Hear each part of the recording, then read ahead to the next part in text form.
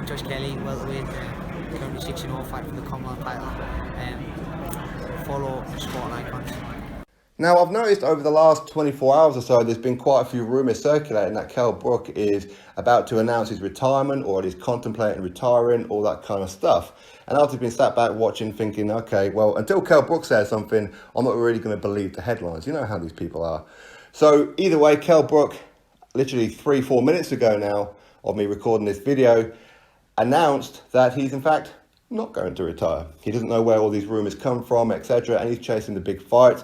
He's got a few more special fight nights in store for the fans. This is his own words. And I'll put the article in the description box with his statement, etc., where he talks about how he wants Terence Crawford, he wants the big fights, etc. Now, Kell Brook is one of these kind of guys that I've been a fan of Kell Brook for a long, long time. In fact, he's one of the very few fighters that I just can't get hold of. I've been trying to get hold of Kell Brook and trying to get him on the channel, but it's impossible. He's harder to get hold of than Anthony Joshua or the Pope, it seems. I don't quite know why he's so difficult, but other fighters are quite accessible. I don't understand about this. Anybody knows Kell Brook, give him a nudge for me. Now, as a fan of Kell Brook, I'm going to be brutally honest, I've found myself a little disappointed in his activity over the past couple of years. Since he lost to Errol Spence Jr. back in, was it May 2017, he's only had 2 fights.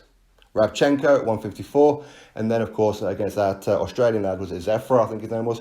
Against Rabchenko, he looked phenomenal. People were thinking, okay, great, 154 pound, he could be a real threat here.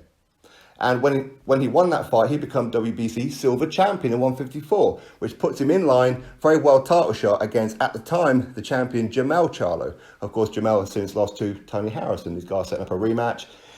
In the midtime, Jermell Charlo is fighting somebody that nobody's ever heard of. This is typical of the Charlos. But anyway, regardless, I wanted to see that fight. I wanted to see Kell Brook make an assault on the 154 pound division. And also, when he beat that Zephyr, that Australian lad, he became, was it mandatory for, at the time, Jarrett Hurd. Jarrett Hurd held 2 titles with WBA and IBF. So rather than go that route and get a Charlo or get a Hurd, he decided to stall his career to keep on chasing the fight with Amir Khan. A fight that people knew a long time ago wasn't going to happen. A fight that people knew Amir Khan was playing Kell Brook like a puppet. He had him on the string and he was making him jump through hoops and do whatever else. But the boat of opportunity for that fight has long, long gone. Now, of course, we do hear Eddie Hearn and Frank Smith saying, well, you know, it's still a big fight, Amir Khan versus Kell Brook. You know, it's still a good fight. You know, the public will be very interested in this one. Both of them will earn a lot of money. Please be quiet about this one. Eddie Hearn and Frank Smith, okay? I like these guys, but when it comes to Kell Brook, they can't mention Kell Brook without mentioning Amir Khan.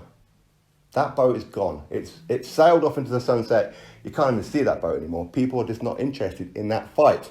And Kell Brook has been stalling his career trying to secure a fight that was never going to happen. And we have to give congratulations to Amir Khan. Amir Khan's pure hatred for Kell Brook has worked. He's managed to stall a couple of years out of Kell Brook's career, a couple of Kell Brook's prime years. He's given up opportunity for a WBC 154 pound title opportunity. He's given up an opportunity to become a unified 154 pound champion against Jarrett Hurd at the time. Currently now J-Rock, right? But all in the name of trying to get Amir Khan. And now he wants to go after Terence Crawford. I have nothing against that fight. But the fact is, Kell Brook's always struggled to make 147. And even when he did make it, he never looked that good. He always looked like he was missing something. He looked too drained, in my opinion. So him going after Terence Crawford, listen, it's an interesting fight, of course it is. But his inactivity is going to bite him in the backside if he takes on Terence Crawford. Terence Crawford is a pound-for-pound fighter right now.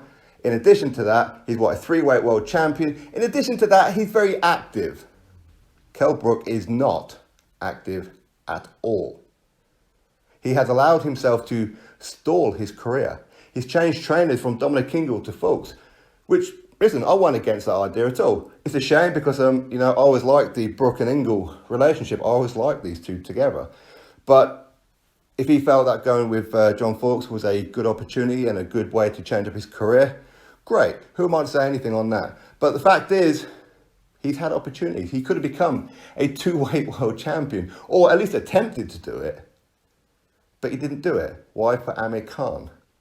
So I don't want to hear no more talk about Amir Khan versus Kell Brook versus Amir Khan, Khan versus Brook versus Khan. Don't care about any of it anymore. Not interested. If these guys sign to fight tomorrow, I ain't interested.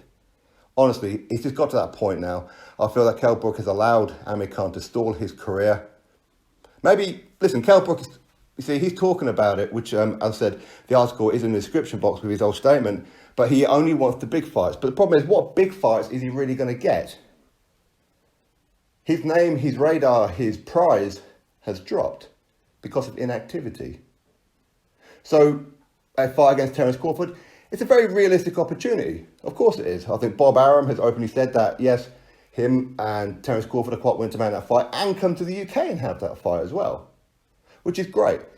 But as I said, inactivity could well cost Kell Brook. Listen, I'm a massive Terence Crawford fan, and for me, he is one of the pound for pound right now. But of course, I'm going to want Kell Brook to win that fight. Of course I am. But how optimistic am I? Not very. When he took on Errol Spence Jr., I was so confident that he was going to beat Errol Spence Jr. And it took an absolute miracle on behalf of Errol Spence Jr. to beat Kell Brook. An absolute miracle. Because the fight before then, when Kell Brook took on Triple G, he got his eye socket damaged. Okay, after that, the doctor said how he's so close to being blind and all this kind of thing. It panicked Kell Brook. So rather than give up the 147-pound IBF world title, he decided to defend it against his mandatory, Errol Spence Jr. at Bramall Lane. Now, I was one of these guys where I was pushing for that fight. I believed Kell Brook was going to do a real number on him. I hadn't seen anything of Kell Brook, of Errol Spence Jr. that impressed me. All we knew about Errol Spence Jr. was that he was good at knocking out lower level opposition. That's all we knew. And he was a very good sparring partner against the likes of Broner, against the likes of Floyd Mayweather, etc. He was a glorified sparring partner. That's how I seen it at the time. So when he fought Errol Spence Jr., he got his other eye socket damaged. Now, I know the Errol Spence Jr. fans, listen, I'm a fan of his too, but they're claiming how he broke Kell Brook's face and whatever. No, Kell Brook's face was fragile. Okay, you don't get one eye socket broke in one fight and the other one being in the other fight. If your bone structure is absolutely fine, it doesn't happen. But regardless, up until that happened, was it round 6 or round 7? Kell Brook was winning that fight comfortably, very, very comfortably. And then he went on for another 4 or 5 rounds with one eye and was still holding himself well in that fight. So Kell Brook, without that injury, in my opinion, he'd have defeated Errol Spence Jr. Is what it is. It's all opinion. People can say, well, you never know, because maybe Errol Spence Jr. he'd have knocked him out anyway. Maybe. We don't know. And people can say, well, Kell Brook quit. Well, wouldn't you if your eye socket is on the line? Of course he would. Or your eyesight, at least. Of course he would. So people can big up Errol Spence Jr.'s win as much as they like, but the reality is Kell Brook was beating his backside and went 4 or 5 rounds with only one eye and was still holding his own. So, regardless of any of that, since then he's had 2 fights in 2 years. Again, stalling his career. For me, I'm very unhappy with Kell Brook. From that point of view, I understand big money against Amir Khan. I understand the big fight against Amir Khan.